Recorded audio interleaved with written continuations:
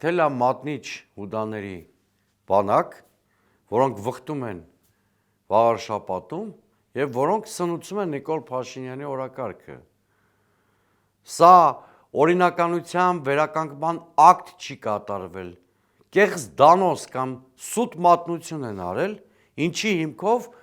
երկու մարդ կալանավորվել է, կաթողիկոսի եղբայրն ու եղբոր տղան, միջև այդ քրոջ որդուն էին կալանավորել, որը սրբազան է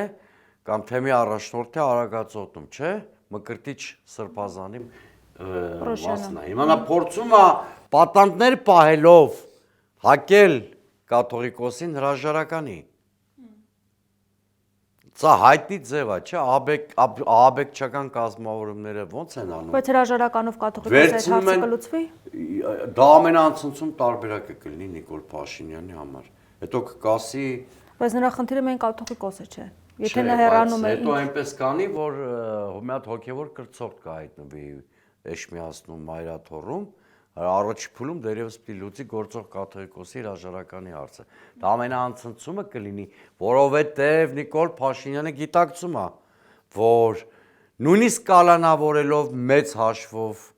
վեհապարի հարցը չի լուծում, որտեղ վեհարան այնտեղ է, որտեղ գտնվում է վեհապարը։ Դա կարող է լինել նաև ԱԱԾ-ի մեկուսարանը կամ որևէ բանտ։